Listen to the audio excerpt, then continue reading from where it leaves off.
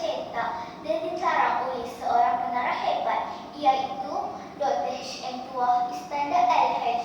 Diterbitkan oleh Karya Bestari Senia Berhad pada tahun 2003. Buku ini masih lagi relevan untuk dibaca sehingga hari ini. Ia mengisahkan tentang diri dan pengalaman penulis itu sendiri. Menangkap tema "Binalah anak-anak cemerlang untuk mencapai kejayaan" telah membimbing pembaca menjadikan anak-anak sesuatu yang sangat berharga dan alat untuk mencapai kecemerlangan hidup. Sebagaimana pengalaman pengarang dari zaman kanak-kanaknya, bagaimana dia dibesarkan oleh seorang ibu tunggal yang tabah, mempunyai bilangan adik-beradik yang ramai, merupakan anak ke-9 daripada 10 beradik.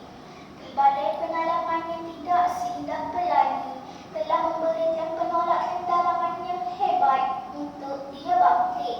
Berbekalkan ilmu, minat dan minda terserta begitu luas, akhirnya beliau berjaya mencapai apa yang diinginnya.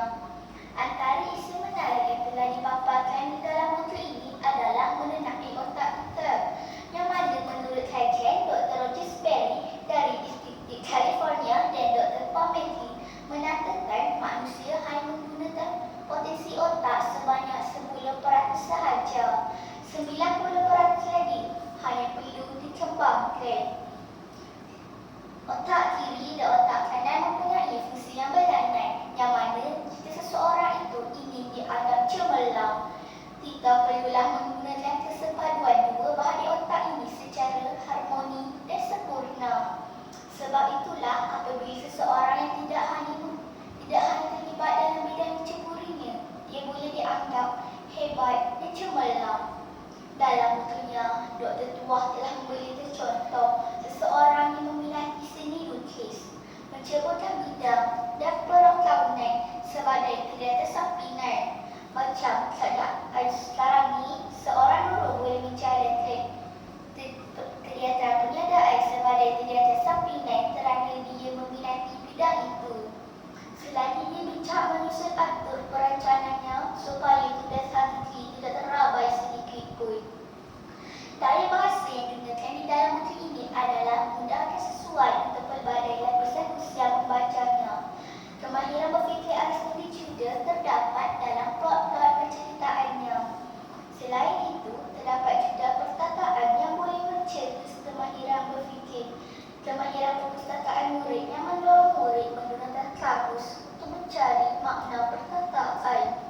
Secara tidak langsung dapat menambahkan kosakata dan perbendaharaan kata murid.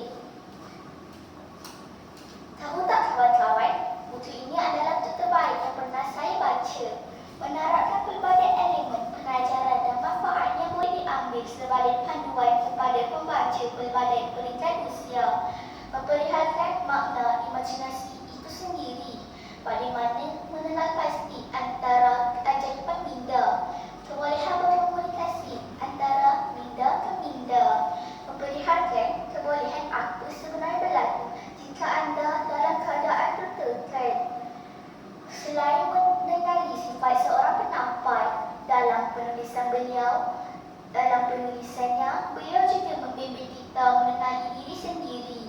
Bagaimanakah cara mudah untuk mengelak diri dari terlupa, serta kita belajar bagaimana mengenali apa itu penuan minda. Dr. H.M. Tuah Iskandar Al-Hajj telah berkata, binalah anak-anak yang cemerlang untuk mencapai kejayaan. Beliau membimbing pembaca menjadikan anak-anak sesuatu yang sangat berharga dan alat untuk mencapai kecemerlangan hidup.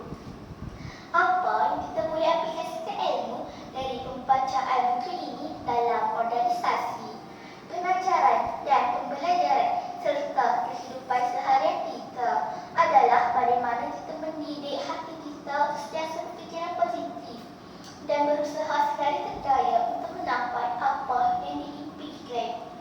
Buku ini merupakan satu-satunya buku motivasi Melayu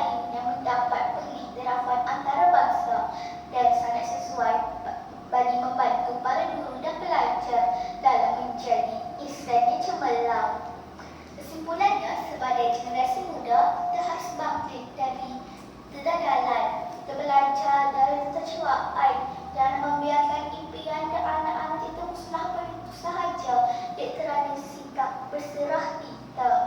Binalah anak-anak yang cemerlang serta usaha yang tanpa putus asa untuk mencapai kejayaan.